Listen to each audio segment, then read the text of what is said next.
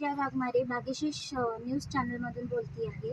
आपल्यासोबत आज नगरसेवक पदाचे जे गायकवाड सर आहेत ते आहेत उमेदवार पदासाठी शिवसेनेकडून आहेत ते. तर आपले जे त्यांचे मत आहेत ते आपण आज जाणून घेऊया. सर, तुम्ही शिवसेनाकडून आहेत तर मग तुमचं काय मत? काय नाही, आम्ही जनशक्तीच्या विरोधात जनशक्तीची लढाई या मुख्यामध्ये थोडं काय मत आहे सर शिवसेना? काहीच नाही. आम्ही मुख्य नगरपालिकेमध्ये प्रभाग क्रमांक 5 मधून माझी पत्नी ऐश्वर्या पंकज गायकवाड हे प्रभाग क्रमांक 5 अ मधून उमेदवारीसाठी आहेत शिवसेनेकडून. तर आमचं एवढंच मत आहे की बाबा ह्या मुखेडच्या नगरपालिकेमध्ये जे हुकुमशाही चालू आहे, जे स्वतः कंत्राटदार जो आहे तो उमेदवार आहे आणि ते नगरपालिकेचे कंत्राट ते स्वतः घेतात आणि ते स्वतः उमेदवारी लढवत आहेत आणि पूर्ण मुखेडमधले कामं बोगस केलेले आहेत. ते बोगस कामं झालेले कुठंतरी ह्याच्यावर वाचा फुटावा आणि मुखेड शहराचा सर्वांगीण विकास व्हावा या हेतूनं आम्ही सर्वजण सर, आपली शिवसेना जे आहे ते लाडकी बहीण योजना तसं देतात ना शिंदे सर, आणि त्याच्यातर्फे जे महिला आहेत तर त्यांना पण आपण लोन देतोय नवउद्योगसाठी. तर तुम्ही काय वेगळं काय करणार शिवसेनाकडून, किंवा तुम्ही जर का निवडून शिवसेनेचं पॅनल निवडून आल्याच्या नंतर आमच्या अध्यक्षांनी जे ठरवलेलं आहे, आमचं जे अजेंडा आहे की बाबा मुखेडमधील सर्व गोरगरीब जनतेची घरपट्टी असेल नळपट्टी असेल माफ करण्याचा अजेंडा आमचा शिवसेनेचा हाती घेतलेला आहे.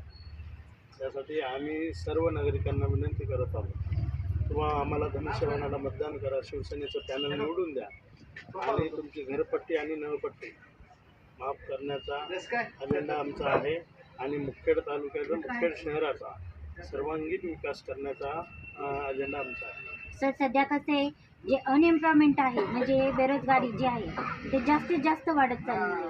तर आपल्या युवकांसाठी तुमचं काय आहे? तेच आम्ही ह्या बेरोजगारीच्या संदर्भानं आदरणीय बालाजी पाटील खतगावकर साहेब जे आमच्या मतदारसंघामधून विधानसभेची निवडणूक लढवलेली आहे, त्यांनी मुखेडमध्ये MIDC व्हावी या हेतूनं त्या गोष्टीचा पाठपुरावा मागं केलेला आहे आणि आमचं शिष्टमंडळ सर्वजण जाऊन आम्ही आदरणीय आमचे शिवसेनेचे पक्षप्रमुख एकनाथभाई शिंदे साहेब यांच्याकडे जाऊन आम्ही MIDCची मागणी केलेली आहे आणि लवकरात लवकर त्या MIDCची घोषणा तर झालेलीच आहे, पण लवकरात लवकर ते MIDCचं काम या ठिकाणी पूर्ण होईल एवढी शाश्वती आपल्या शेतकऱ्यांसाठी काय योजना आहे? बॅकग्राऊंड नॉईज जास्त आहे.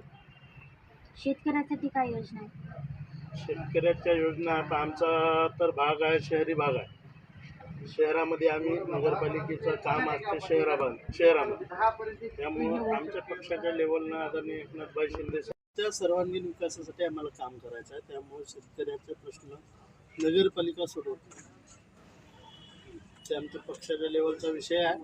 एकनाथभाई शिंदे साहेब आहेत, ते आतापर्यंत सर्व शेतकऱ्याच्या हिताचं काम केलेलं आहे आणि लाडकी बहीण योजना असेल, आनंदाचा शिधा असेल, असे कामं आदरणीय एकनाथभाई शिंदे यांच्या नेतृत्वामध्ये त्यांनी मुख्यमंत्री असताना केलेले आहेत.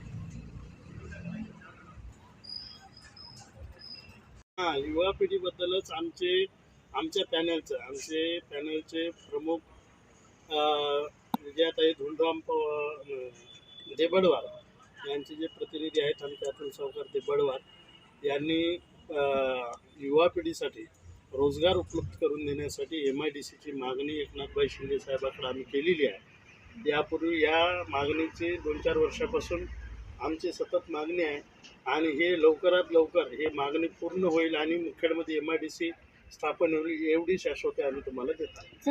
गार्डन नाही, चांगले रस्ते नाहीत, नाल्याची व्यवस्था नाही, काय नाल्या चांगल्या नाहीत, रस्ते चांगले नाहीत, जे रोड व्हायलेत त्या रोडवरच रोड करायलेत, बोगस रोड करायलेत, 4 महिन्यामध्ये त्याला फोडायलेत, परत त्याच्यावर 4 महिन्याला परत दुसरं काम मंजूर करायलेत. काम करणारे त्यानेच, मंजूर करणारे त्यानेच, गुत्तेदार त्यानेच, बिल उचलणारे त्यानेच, स्वतः इंजिनियर गुत्तेदार आहे इथला.